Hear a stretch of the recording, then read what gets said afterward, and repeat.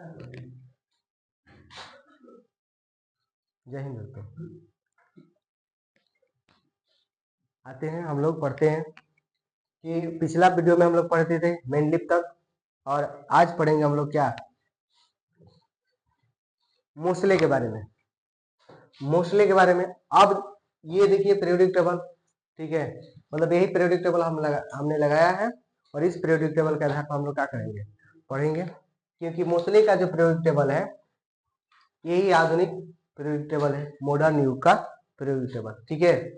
यह लिखा भी है modern periodic table of the elements long form, ठीक है। यानी कि मतलब कहने का मतलब पूरी तरह से यही मान्यता प्राप्त जो पीरियोडिक टेबल है, और ये जो हम लोग पढ़ेंगे आज इन्हीं के बारे में पढ़ेंगे, ठीक है। तो मोस्ले साहब की अगर बात करते हैं तो मोस्ले साहब जो है इन्होंने पहली बार 1913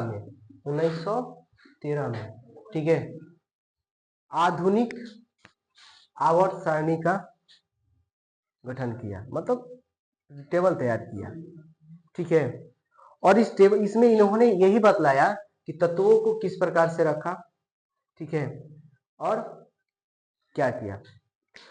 पिछले वीडियो में वर्ग और आवर्त के बारे में कौन बतलाया था, मेंडलिफ। अब इसमें क्या है कि वर्ग और आवर्त, ठीक है। अब जानेंगे कि वर्ग और आवर्त, ठीक है, क्या है। देखो कहने का मतलब है, थोड़ा आते हैं पहले इस टॉपिक पे। कहने का मतलब वर्ग कहने का मतलब देखो, जैसे ऐसे लाइन से खींचा हुआ है, ऐसे ये वाला सीधे, ऐसे जितने भी हैं ये टोटल 18 है। और तो वर्गों की संख्या अगर बात करते हैं तो 18, यानी कि इन्होंने क्या किया, तत्वों को 18 वर्ग में रखा। क्या वर्ग में, 18 वर्ग में रखा। और इस लाइन को बोलते हैं, ऐसे जो लाइन है इसको ऊर्ध्वाधर क्षैतिज बोला जाता है, ठीक है। ये क्षैतिज, ये जो लाइन है इस लाइन को हम लोग बोलते हैं आवर्त। इसकी संख्या होती है 7। आप गिनेंगे 1 2 3 4 5 6 7, यानी कि ये 7 होती है। आवर्तों की संख्या कितनी होती है, 7। यहाँ लिखा भी रहता है कि आवर्त की संख्या कितनी होगी, 1 2 3 4 5 6 7। अब रही बात कि कभी कभी दिमाग में आता है क्वेश्चन कि हाइट को कहाँ चला गया। बात समझ में आ रहा है, ये कहीं और का नहीं है, यही 6 और 7, ठीक है, लेंथेनाइट और एक्टिनाइट, ठीक है। ये दो ग्रुप हैं, किसके हैं, तो 6 और 7। इसमें क्या है कि इस आवर्त में 7 और 6 और 7 आवर्त में ये बढ़ जाते हैं। इसीलिए क्या किया जाता है कि सन एक यहाँ लिखा हुआ है 57 से 71 और ये 89 से 103, ठीक है। ये तत्व जो है इनको हम लोग अलग बस खाली पार्ट में रख देते हैं। हालांकि इनसे मतलब इसी का है, ये पीरियोडिक टेबल अगर इसमें बैठा देते हैं ये पूरा लंबा हो जाएगा, ये इधर तितर बितर हो जाएगा। इसलिए इस समूह के पूरे तत्वों को उठाकर और नीचे एक बना दिया गया ब्लॉक, ठीक है। इन्होंने पीरियोडिक टेबल को बांटने का काम किया ग्रुप में। जैसे अभी तो इन्होंने क्या चीज में बांटा, वर्ग में, तो कुल वर्गों की संख्या 18 और आवर्तों की संख्या कितनी, 7। बात समझ में आ रहा है। अब रहा जैसे इसमें कुछ, जैसे कुछ ये 18 को कई भागों में बांटते हैं, ठीक है। पहले ये ग्रुप में और बांटते हैं, जैसे एसपीडीएफ बनाते हैं, एसपीडी और एफ इस ग्रुप में बनाते हैं कि ये जो है ये 2 होगा, इसमें खूब से खूब 6 रहते हैं, इसके बाद में इस पे 10 रहते हैं और इस पे 14 रहते हैं, ठीक है। ये जो बनाया जाता है ये बना देते हैं कि जो पेयर है SPDF, S group, P group और डी ग्रुप और एफ ग्रुप। जैसे एस ग्रुप में कहां से, तो एक और दो वर्ग आते हैं एस ग्रुप में, 1 और 2, ठीक है। उसके बाद में पी ब्लॉक में अगर बात करते हैं 1 2 3 4 5 6।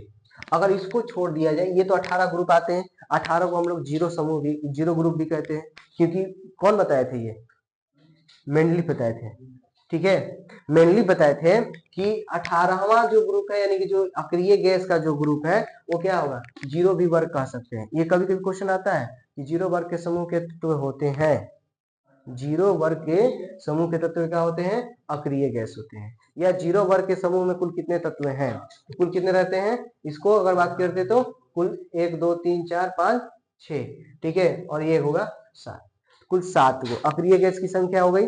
ठीक है, अब आते हैं ये पूरे की पूरी मतलब इन्होंने बताया। उसके बाद में डी ब्लॉक में कहा कि डी ब्लॉक जो है वो कहां से 3 से लेके 12 तक, 3 से लेके 12 तक ये ग्रुप में बांटे। इससे फायदा क्या हुआ कि इनसे यही रखते हैं, देखिए इस ग्रुप में पी और डी इनके जो भी गुण हैं जितने भी है डी ब्लॉक में, यहां से मतलब 3 से लेके 12 तक में जितने भी ग्रुप है इन सभी का जो गुण होता है वो आपस में मिलते जुलते हैं। इसमें पी ग्रुप में रखा गया है कि पी में जितने भी है ये सब आपस में मिलते जुलते हैं, और ये एस ब्लॉक में इसके गुण आपस में मिलते जुलते हैं। जैसे अगर हम बात करते हैं कि एस ग्रुप के पहले अगर बात करते हैं पहले वर्ग में, एस ग्रुप के पहले वर्ग में, तो पहले वर्ग के रूप वर्ग को क्या कहा जाता है, ये पहला जाता है क्षार, यानी क्षार कहने मतलब इसके जितने भी तत्व हैं इसमें ये सब क्षार प्रकृति के हैं, पहले सब क्या है, क्षार प्रकृति के। जबकि ये 2 नंबर में आते हैं इसी का एस ब्लॉक में, इसको हम बोलते हैं कि क्षार मृदा प्रकृति के, क्षार मृदा प्रकृति के। तो इन्होंने बहुत बखूबी ढंग से क्या किया, पीरियोडिक टेबल को सजाते हैं बखूबी ढंग से। जैसे अगर हम बात करते हैं कि इसमें एक और बात बताएं कि जैसे हम लोग ये के एल एम एन ओ, ठीक है, 2 8 18 32 50, ठीक है, ये पढ़ते हैं। जब इस ग्रुप को अगर हम पढ़ते हैं यहाँ पे देखते हैं तो इन्होंने क्या किया, अगर आप थोड़ा सा यहाँ ध्यान दीजिएगा तो ये जो गैपिंग है ये गैपिंग की जो तुलना है इन्हीं के आधार पर मिलता है। जैसे कहने का मतलब इधर ध्यान देंगे कि कैसे कह रहे हैं कि जैसे देखिए ये हाइड्रोजन है, ये लिथियम है, हाइड्रोजन और लिथियम के बीच में कितने गैप का होता है, 2 का अंतर है, क्योंकि हाइड्रोजन 1 नंबर पे और लिथियम क्या नंबर पे, 2 नंबर पे, ठीक है, सॉरी 3 नंबर पे, ठीक है, लिथियम 3 नंबर पे। तो इनके जो अंतर है ये कितने का है, 2 का है।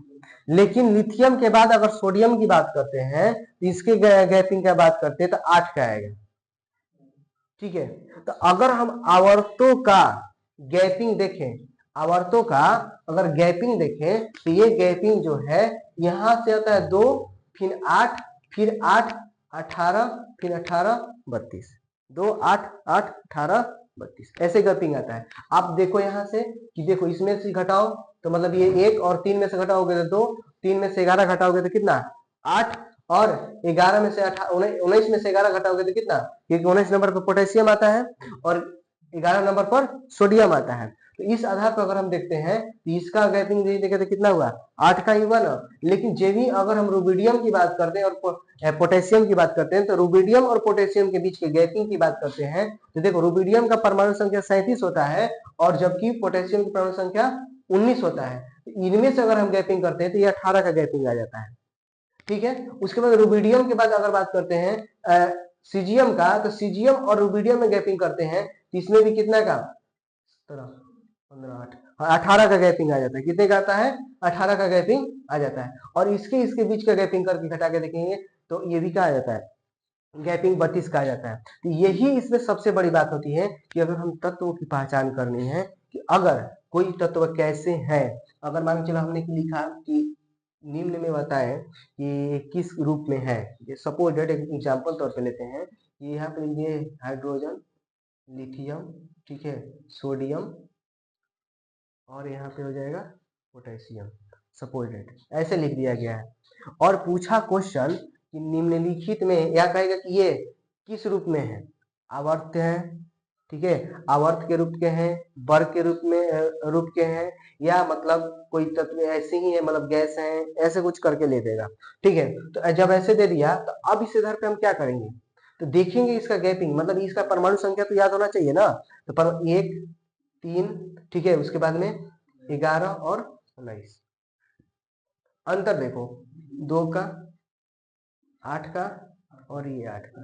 तो ये अगर 2 8 8 18, ठीक है, 2 8 8 18 32, ये जो गैपिंग आता है, ये गैपिंग ये बतला रहा है क्या है, एक आवर्त है।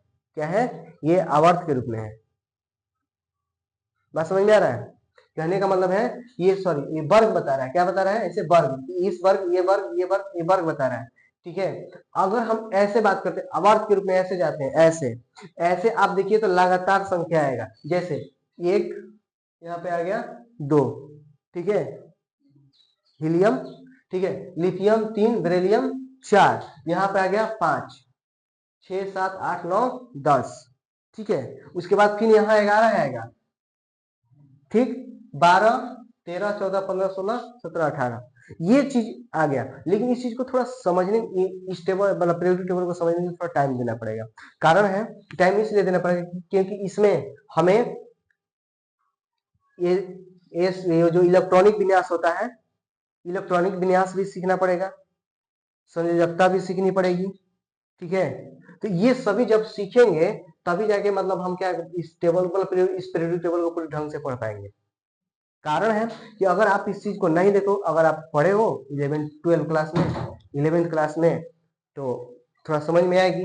आसापा छूट गया होगा तो वो भी समझ में नहीं आएगा। लेकिन इतना तो है कि मतलब 20 तक जो भी है उसमें याद किए हो। लेकिन कैसे मतलब हमें पहचान करनी है। जैसे हमने कोई क्वेश्चन कर दिया कि ये 3 आवर्त के हैं, आवर्त है नंबर 3। जैसे मान लो हमें क्वेश्चन निम्नलिखित में ऐसे क्वेश्चन कर दिया, ये किस आवर्त का है, किस वर्ग का है। अगर ऐसे देता है तो वर्ग पूछ देगा। देखो, जैसे मान लो कि वर्ग पूछा, वर्ग 1, वर्ग 2, ठीक है, वर्ग 1 2, ऐसे 1 2 1 2, मतलब 1 भी हो गया, 2 भी हो गया और 3 भी हो गया। मतलब ये 3 वर्ग, मतलब एक वर्ग, 2 वर्ग, 3 वर्ग। बात समझ में आ रहा है? क्वेश्चन करने का मतलब है, क्वेश्चन ऐसे आसान नहीं पूछेगा कि मतलब हाँ बताओ ना कि हाइड्रोजन और लिथियम के बीच में मतलब गैपिंग है और उसके बाद में आवर्त है, कौन किस आवर्त का है, नहीं पूछेगा कौन से वर्ग के हैं। बात समझ में आ रहा है? पूछेगा कि कौन से वर्ग के हैं। तो जब कौन से वर्ग के हैं तो अब इसका जवाब कैसे आएगा? तो वर्ग के जवाब आपको ऐसे ही देखना पड़ेगा, ये गैपिंग याद रखना पड़ेगा। आप एक बार इस गैपिंग को याद रखते हो, इस बार गैपिंग को समझते हो, तो ये चीज को आपको समझ में आएगी। जैसे मतलब यहाँ ये वर्ग 1 का है, ठीक है, इसमें भी वही सिस्टम आएगा, इसमें भी वही सिस्टम आएगा। लेकिन जैसे अब 4 नंबर पे है ना, 4 आवर्त है ना, तो 4 आवर्त के जो तत्व होंगे और 5 आवर्त के तत्व की गैपिंग देखेंगे तो कितने का, 18 का आएगा। कितने का, 18 का आएगा। तो जब ये 18 गैपिंग आया, तो अगर मान लो कि यहाँ पर स्केडियम दिया हुआ है और एटेरियम दिया हुआ है, इसके बाद में ये दोनों को अगर हम बात करते हैं, इन दोनों का गैपिंग 18 ही का आ रहा है, इसके नीचे भी मतलब उतना ही का गैपिंग है, मतलब इसी तरह से होगा। बात समझ में आ रहा है? यानी कि इनके बीच के अगर हम वर्ग की बात करते हैं तो वर्ग इस प्रकार से ये पूछेगा कि किस वर्ग के हैं। क्या पूछेगा? ये किस वर्ग के हैं। तो जब किस वर्ग के हैं तो इसको बनाने के लिए अब हमें याद रहना चाहिए कि ये गैपिंग तो ये इस ब्लॉक के हैं, इस ब्लॉक के आ गया। इस ब्लॉक में कौन से तत्व है? तो हाइड्रोजन 1 नंबर पे ही है ना, और इस ब्लॉक में सबसे पहले 1 नंबर पे हाइड्रोजन ही है। बात समझ में आ रहा है? 1 नंबर पे हाइड्रोजन ही है और उसके बाद में नीचे की ओर बढ़ते चले जाना है। ये ये इसमें ही बतलाया जाता है। तो इसी तरह से हम अगर बात करते हैं, ये वर्ग 1 का होगा। क्या होगा?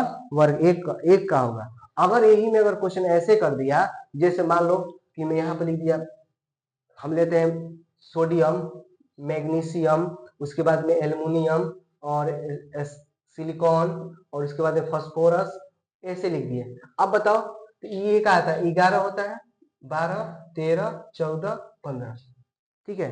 तो ये लगातार आ रहे हैं कि नहीं आ रहे हैं? तो पूछे किस आवर्त के हैं। क्या पूछेगा? किस आवर्त के हैं। तो हाँ, तो अब आवर्त, अब ये चीज निकालने के सीखेंगे कि किस आवर्त का है, पहचान कैसे करेंगे। तो अभी ये इसी में मतलब जैसे अभी आगे आगे पढ़ेंगे हम लोग कि ये कैसे निकालेंगे, पहचानेंगे कि मतलब वो किस आवर्त का है। आप उस आवर्त को पहचान लेंगे तो आपको बस कोई दिक्कत नहीं होगी। क्योंकि जैसे एस हम लोग पढ़े, एस ब्लॉक, S1 ठीक है, ऐसे करके S1, ठीक है, फिर S2 ऐसे पढ़ते हैं। जब इस तरह के SPDF हम पढ़ेंगे उसमें हम इस चीज को देखेंगे, तब हमें ये पूरी तरह से क्या होगी, क्लियर होगी। ठीक है, तो अगर हम बात करते हैं, तो अगर पूछा जाता है क्वेश्चन कि मोसले का जो आवर्त सारणी है, आधुनिक आवर्त सारणी है, सबसे मतलब उन्होंने किस आधार पर सजाया था? परमाणु संख्या, तो वो सही बात है। ठीक है, अगर ऑप्शन में रहे कि परमाणु संख्या के आधार पर, ऑप्शन है पहला नंबर परमाणु संख्या, ठीक है, दूसरा है परमाणु द्रव्यमान, तीसरा ऑप्शन है बढ़ते परमाणु संख्या, और चौथा है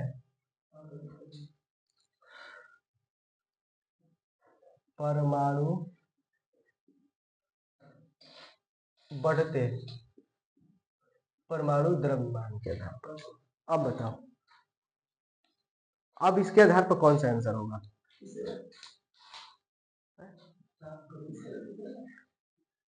परमाणु संख्या के आधार पर, परमाणु द्रव्यमान के आधार पर। ठीक है, तो ये आधार पर अगर हम बात करते हैं तो इसमें कौन सा आंसर होगा? तीसरा होना चाहिए, क्योंकि इन्होंने परमाणु बढ़ते परमाणु संख्या के आधार पर सजाया है। बढ़ते परमाणु संख्या के आधार पर कहने का मतलब इसका मान इससे अधिक है, ये इससे अधिक है, ये इससे अधिक है, ये इससे अधिक है, तो ये बढ़ते हुए परमाणु द्रव्यमान है, ये सारी संख्या हो गई। तो बढ़ते हुए परमाणु संख्या के आधार पर सजाए। केवल अगर ये नहीं रहता है, अगर ऑप्शन में ये नहीं रहता है तब तो ये चलेगा। ठीक है, अगर ये दोनों ऑप्शन में है तब तो यही चलेगा। बात समझ में आ गया? ये चीज को इन्होंने, तो पहली अगर बात करते हैं तो मोसले ने आधुनिक आवर्त सारणी को बढ़ते परमाणु संख्या के आधार पर क्या किया था? सजाया था। दूसरी बात है कि परमाणु संख्या और इलेक्ट्रॉन और प्रोटॉन तीनों क्या होते हैं? आपस में बराबर होते हैं। बात समझ में आया? परमाणु संख्या, इलेक्ट्रॉन और प्रोटॉन, ठीक है, ये तीनों क्या होते हैं? आपस में बराबर होते हैं। तो इसको भी देख लेते हैं। पहले कुछ लिख लिया जाए, लिखो मोसले का आधुनिक आवर्त सारणी। मोसले का आधुनिक आवर्त सारणी,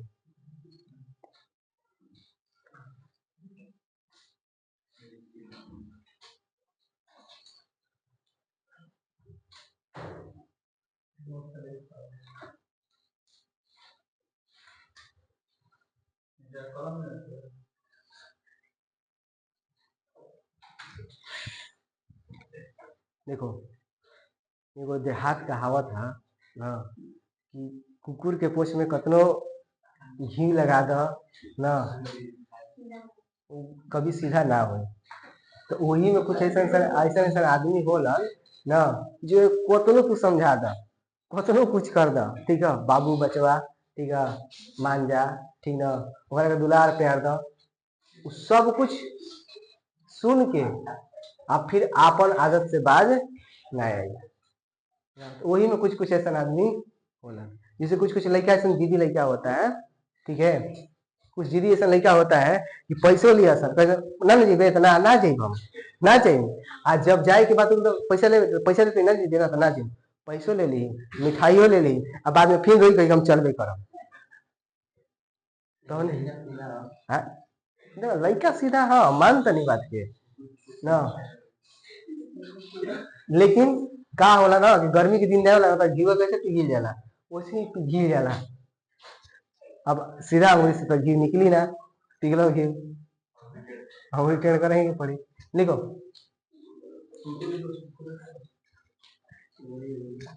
तो लिखेंगे कि क्या लिखे हो कि मोसले के आवर्त सारणी, आधुनिक आवर्त सारणी ना, या 1913 में, या 1913 में, या 1913 में प्रकाशित हुआ, या 1913 में प्रकाशित हुआ।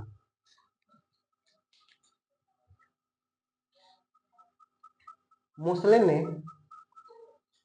ने पॉइंट बना के मोसले ने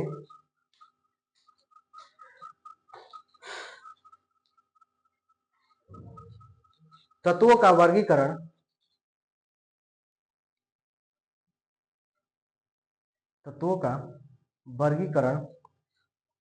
बढ़ते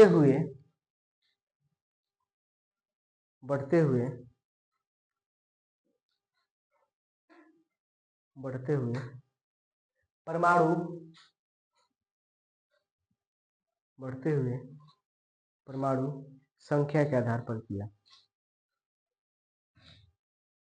बढ़ते हुए परमाणु संख्या के आधार पर किया।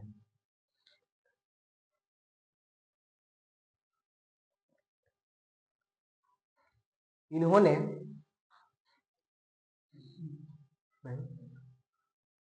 आवर्त सारणी को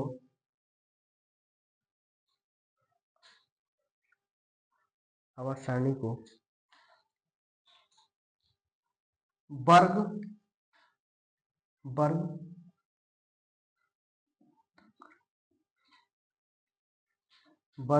इन्होंने आवर्त सारणी को वर्ग 18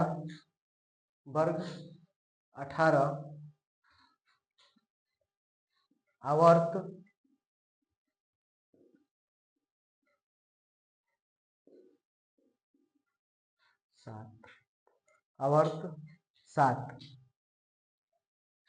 में बांटा।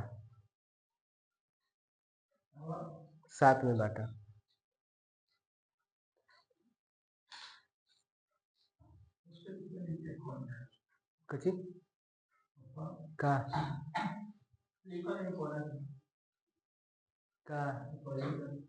मतलब ये पीरियोडिक टेबल किसका है? यहाँ लिखल बा ना मॉडर्न पीरियोडिक टेबल, कहीं लिखल बा ना है जी आधुनिक आवर्त सारणी। जन्मदाता मोसले नहीं कहा जा रहा है, मोसले है। लो यहाँ हम लिख देते हैं भाई, ठीक है, मोसले हो गया। अब आते हैं, लिखेंगे, एक नोट देके लिखो।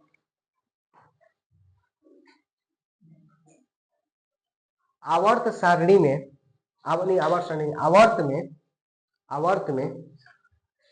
आवर्त में 2, 8, 18 आवर्त में 2, 8, 18 का अंतर होता है। आवर्त, ये है आवर्त, ठीक है, एक इस आवर्त इस आवर्त से, ठीक है, इसका अंतर कितने का होता है?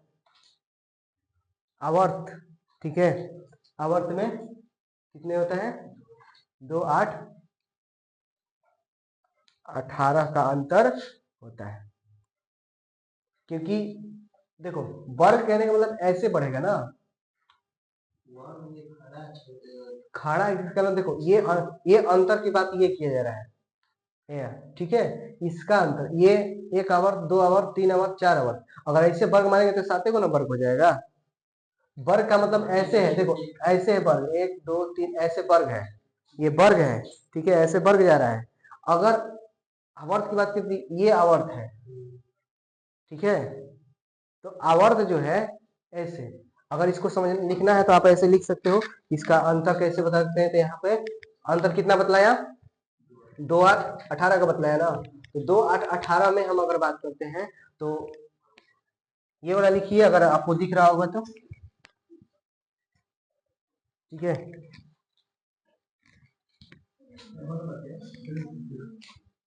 आप ऐसे लिख सकते हो। देखो कहने का मतलब हाइड्रोजन, ठीक है, लिथियम, ऐसे ही लिखो हाइड्रोजन, यहाँ लिखे तो है हाइड्रोजन, लिथियम, उसके बाद में सोडियम, फिर उसके बाद में पोटेशियम, रुबिडियम, और क्या आ जाएगा? सीजियम। एग्जाम्पल है, ऐसे लिख देते हैं, hydrogen, lithium, sodium, potassium, rubidium, स्टेरियम, और त्रुटि। ठीक है, अब आते हैं तो यहाँ पे इसका अगर बात करते हैं, देखो ये होता है 1, ये होता है 3, ये होता है 11, ये होता है 19 और ये होता है 37। ठीक है, और 37 के बाद ये होता है 55 और ये हो जाता है कितना 87। ठीक है, अगर इनका अंतर की बात करते हैं तो देखो अंतर 2, ये अंतर 8, ये अंतर 8, ये 18 और ये भी 18 और इसको घटा तो कितना 15 में नहीं 18 बचेगा, घटाओ घटेगा नहीं 32 होगा ना, हाँ ऐसे उल्टा घटेगा। ठीक है 32, ये जो हो गया क्या इस आधार पे, तो ये जो अंतर आ गया तो इसी को मतलब कहा गया ये ऐसे रहता है। ठीक है, इसके गैपिंग क्या हुआ तो वही कहा कि आवर्त का जो अंतर रहेगा, ठीक है वो कितना रहेगा 2, 8, 18 का रहेगा। 32 का कब है मतलब कि यहाँ पे, ठीक है हाँ मतलब रियल केस में भी आ सकता है जब क्वेश्चन रहेगा, लेकिन कहने का मतलब ये जैसे पेयर बढ़ रहा है उसी तरह से ये आ सकता है। ठीक है, अब नेक्स्ट आते हैं इसमें कि वर्ग में अंतर। ठीक है, ये हो गया, हाँ इसको लिखा जाए,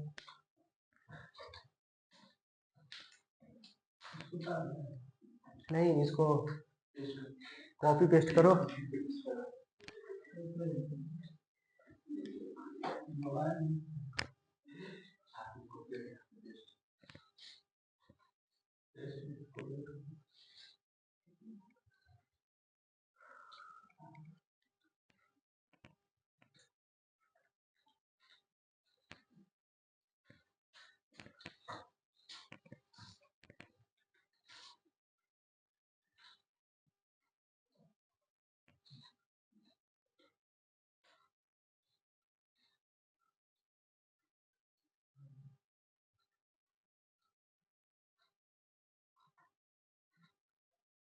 हो गया, लिखेंगे जबकि वर्ग में अंतर, ऐसे लिखा, हाँ ऐसे लिख देंगे, जबकि वर्ग में अंतर, जबकि वर्ग में अंतर 1, 2, 3 का रहता है, 1, 2, 3 का रहता है, 1, 2, 3 का रहता है। हो गया,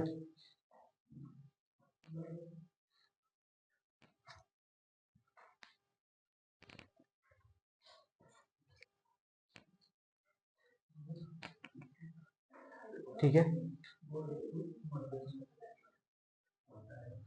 लिखेंगे कि आवर्त सारणी में, आवर्त सारणी में, आवर्त सारणी में तत्वों की संख्या, आवर्त सारणी में तत्वों की संख्या, तत्वों की संख्या, तत्वों की संख्या लगातार परमाणु संख्या के आधार पर,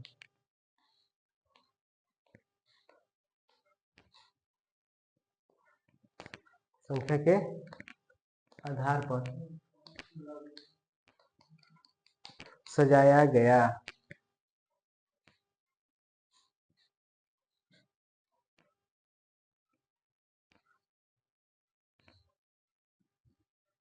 गया गया यानी हम कह सकते हैं कि अगर बात करते हैं इस तरह का, अगर ये वाला इसका अंतर कितना 1 का अंतर होगा, ठीक इधर की बात है तो 13 से सबका 1 का अंतर आएगा। ठीक है, तो ये जो अंतर आती है ये हम लोग लगातार पे देखा जाता है। अब रही बात कि यहाँ तक तो हम लोगों ने देख लिया, अब इसमें जैसी अगर बात करते हैं F ब्लॉक, D ब्लॉक, तो देखो जितने भी इसमें थोड़ी सी जानकारी और ले लेते हैं, जैसे जितने भी येलो कलर के दिखते हैं ये सब क्या है धातु है, क्या है धातु है। ठीक है, ये जो 18 ग्रुप के जो तत्व हैं ये अक्रिय गैस है। ठीक है, अक्रिय गैस है। उसके बाद में कुछ उप धातु हो जाते हैं। ठीक है, ये जो है उप धातु की श्रेणी में आते हैं। और अगर सॉरी क्या बोलते हैं अधातु नहीं है वो, कार्बन कार्बन अधातु, हाँ अधातु में आता है, सॉरी अधातु की श्रेणी में ये आता है, ठीक है, ये अधातु की श्रेणी में हो गया। जैसे अगर बात करते हैं ये इसकी अगर पहचान अगर धातु और धातु की पहचान की जाती है तो सबसे आसान तरीका होता है कि अगर हम इलेक्ट्रॉनिक विन्यास निकालते हैं ना, तो इलेक्ट्रॉनिक विन्यास के जो बाहतम कक्ष में, जैसे मान लो हमने सोडियम निकाला, सोडियम लेते हैं, सोडियम की परमाणु संख्या 11 होती है, अगर इसका हम 2 8 1 कर दिए ना, 2 8 1, तो जो बाहतम कक्ष में इलेक्ट्रॉन बचते हैं ना, हाँ, इससे यही पहचान हो जाती है ये तत्व धातु है कि अधातु है। 1 2 3 जिसके कक्ष में बचेगा वो धातु होता है, ठीक है, 1 2 3 धातु होता है। 4 जो होता है उप धातु के अंतर्गत आता है। तो अब यहाँ कार्बन के लिए मत लेना, कार्बन के लिए बाहतम कक्ष में 4 ही बचता है, लेकिन उसको अधातु कहा जाता है, ठीक है। तो 4 के बाद अब जो ही बच गया 5 6 7, तो 5 6 7 जो हो गया वो अधातु श्रेणी में आता है। जैसे यहाँ पर हम बात क्लोरीन की बात करते हैं, Cl कितना होता है 17 होता है, तो 17 की 2 8 7, ये क्या हुआ अधातु हो गया, ठीक है, अधातु की श्रेणी में आएगा। अगर हम बात करते हैं आर्गन लेते हैं 18, तो 18 के बातम कक्ष में 2 8 8, 8 बचे या 0 बचे, बात समझ में आ गया, वो क्या हुआ अक्रिय गैस के अंतर्गत आता है, ठीक है। बोला धातु की कुल संख्या, धातु की कुल संख्या क्या वो है 63 100 मतलब इसमें 118 है ना, तत्व कुल 118 को है ना, 118 में कुछ 94 92 से 94 के बीच में आता है, हाँ धातु है 92 से 94 के बीच में, ठीक है, 92 से 94 के बीच में, ठीक है, एक कहीं हाँ 92 94 के बीच में, मतलब 93 भी हो सकता है, हो जाता है, नहीं तो इतना ही धातु है, ठीक है। ये जितने भी ये टोटल क्या है धातु ही है, येलो कलर का जितना दिखता है ये टोटल क्या है धातु है, ठीक। तो अब आते हैं कि जैसे अगर आर्गन लिए 2 8 ये वाला, ठीक है, तो जैसे 2 8 8 ये 2 8 8 हो गया, तो इसकी संयोजकता अगर हम बात करते हैं ये, तो इसकी इससे हम पहचान कर लिए कि बाहतम कक्ष में इलेक्ट्रॉन में 1 2 3 बचता है, इसको बोलेंगे धातु, ठीक है। अगर 4 बचता है तो उप धातु, ठीक है, और 5 6 7 बचता है तो अधातु, ठीक है, और 8 बचता है तो अक्रिय गैस, बात समझ में आ गया, इतना हो गया। अब इसी से संयोजकता भी ज्ञात कर ली जाती है। अगर जिसके बाहतम कक्ष में 1 2 3 बच गया, ध्यान से समझेंगे क्योंकि ये वो सब अलग टॉपिक ही है, इसलिए इसमें थोड़ा थोड़ा जानकारी इसलिए किया जा रहा है कि जब ये टॉपिक पढ़ेंगे इन सब की जरूरत पड़ेगी, बात समझ में आ रहा है। तो 1 2 2 3 बच गया, इसमें यही इसकी संयोजकता होगा, और जिसके बाहतम कक्ष में 1 2 3 बच जाता है तो वो उसकी संयोजकता वही हो जाती है, ठीक है। जैसे हम अगर बात करें सोडियम की संयोजकता 1, क्लोरीन की संयोजकता कितनी कहेंगे, क्लोरीन की संयोजकता ज्ञात करेंगे, क्या करेंगे तो ज्ञात करने के लिए क्या 8 में से इसको घटा दिया जाता है, 1 हो गया, ठीक है। लेकिन अगर मैग्नीशियम की संयोजकता हो गई कितना, मैग्नीशियम में भी 12 होता है, तो 12 हो गया तो 2 8 2, तो 2 इसकी संयोजकता कितनी हो जाएगी 2 ही हो जाएगी, बात समझ में आ रहा है। तो जब ये 2 हो गया यानी कहने का मतलब 1 2 3 अगर बाहतम कक्ष में इलेक्ट्रॉन बच गए तो उसकी संयोजकता वही हो गई। 4 नंबर पे तो 4 का 8 में से 4 घटाओ तो 4 ही रहेगा, लेकिन अगर बात करते हैं ये बढ़ जाते हैं, इसकी संयोजकता को 8 में से घटा दिया जाता है, ठीक है। ये इस तरह से हम लोग थोड़ा सा इसकी जानकारी कर लिए, ठीक है। तो आप नेक्स्ट पढ़ेंगे अगले वीडियो में, ठीक है। जय हिंद।